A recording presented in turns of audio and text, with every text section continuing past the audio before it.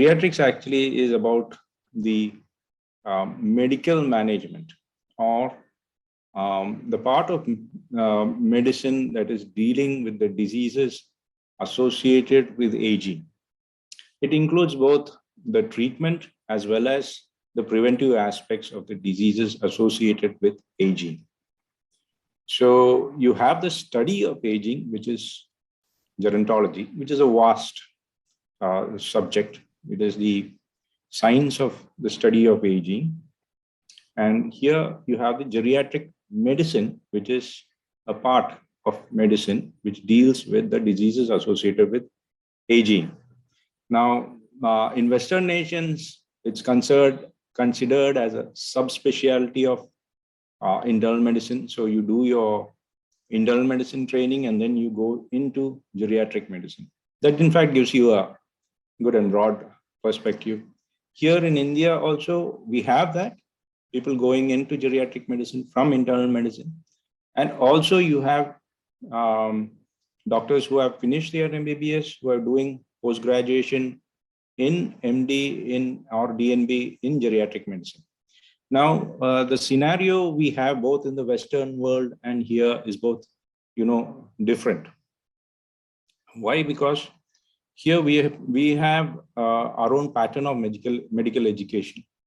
And our pattern of medical education is now becoming more and more oriented to our own population.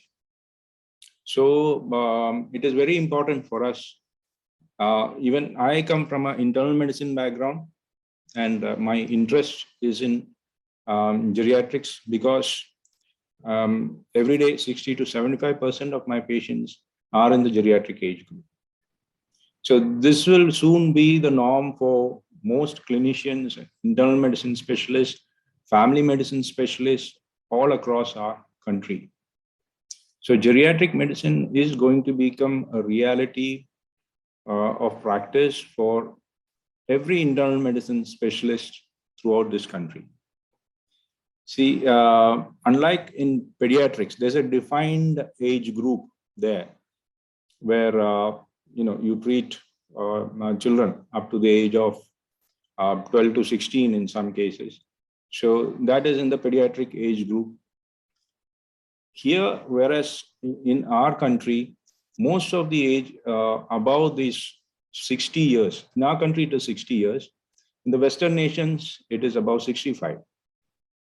So most of these category of patients come under the treatment of general practitioners, family practitioners, internal medicine physicians, and now we have geriatricians, because the need is to become more focused on the specific problems associated with the elderly. So the approach to a elderly patient is not in the usual way as we approach any other patient. So we have a comprehensive geriatric assessment which is done, because as you age, you know that all the systems in your body also along the timeline, they undergo changes.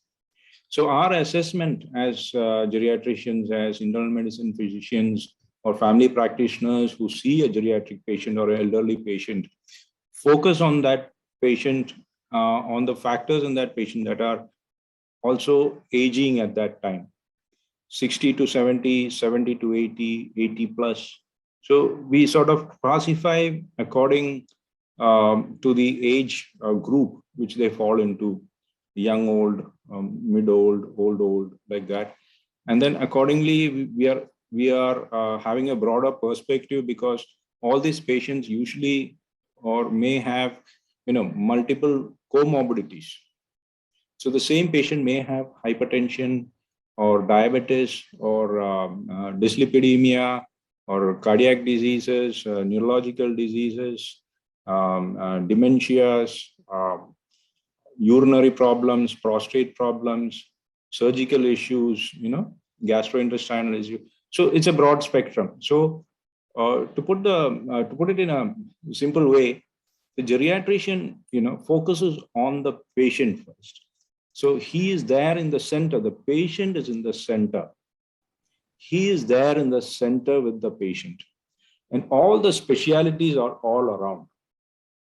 So he decides, like the dentist, the ophthalmologist, the neurologist, the psychiatrist or the psychologist, the cardiologist, the gastrointestinal specialist, the urologist. So he sort of, if required, he does the referrals where required. Otherwise, he manages the patient. Where appropriate, he takes a referral. So geriatrics, there is community geriatrics as well as hospital-based geriatrics. So in community geriatrics, where you go into the houses of the patient, be it in the village or in the cities, wherever. So a family physician is the most apt person. If he has some specialized training in geriatrics, he's the most apt person to go into the community. And we know that there are community medicine departments all over the country which are also very much into doing research and training activities in community geriatrics. This is also very important because many of the patients do not come to the hospital unless they are brought to the hospital. The senior citizens do not get medical attention, so that's unfortunate in many cases. So those who are aware and those who take care of themselves or are brought to the hospital by the relatives have their first encounter with the doctor at that time. So they are not aware of the geriatric practice at that time. Unlike pediatrics, people all over the country are aware now, they can take their children to a pediatrician. But whereas here, they do not know or not aware of it. So a family physician, a GP, or a geriatrician is able to help and guide that patient. He's able to treat firsthand and guide that patient as to which all departments he needs to go to, which all treatments he needs to undergo. So he's able to coordinate the entire thing. So there are points of encounter of the patient with the specialist or the physician. So each point of encounter is a time to understand and study the patient further. So you may encounter the patient in your OPD, in your OP practice, outpatient practice. So here, maybe in India, we have a shortage of time. See, we do not get time more than 10 to 15 minutes maximum. That I'm saying is, if you're lucky, you get that much time. 10 to 15 minutes is good time. But the average time should be for a geriatric patient at least 20 minutes, because you need to assess so many things. You need to speak to the patient. You need to go through a lot of documentation, so, and you have to do a lot of advising also. So that takes time. It takes time. And in many hospitals, the problems happen because of the turnover issues, because they want us to see many patients within a short span. It's not possible as far as a geriatric patient is concerned. So that is one sort of encounter is in the outpatient department, which is your primary point of contact with the patient. The other point of contact with the patient is in the emergency or in the casualty, where the patient is brought in with some acute problems. So there you need to assess the patient once again to see if he's he's a pre-registered patient or somebody you have been seeing him. You may know the history and his clinical details. Otherwise, at that point, you need to assess him.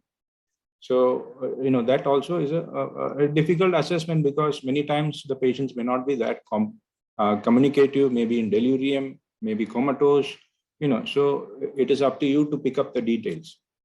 The third point of contact will be in a hospital setting, I'm saying, is in the inpatient ward. So the patient may have been come in for a different problem. They may have come in for the heart attack or a stroke, or any other department, any other problem. They may be admitted and they develop issues. So at that point of time, the role of an internist or a geriatrician is important. So they will be able to guide regarding all other management, whether it is just take the simple help of a geriatrician or a physician where there is uncontrolled diabetes, or there is a bed sore, or there is incontinence, So things like that, we definitely can help out in assessing and helping the other departments. So even if a patient is admitted in another department, they can always ask for help from the internal medicine physician or the geriatrician and help sort out the matter.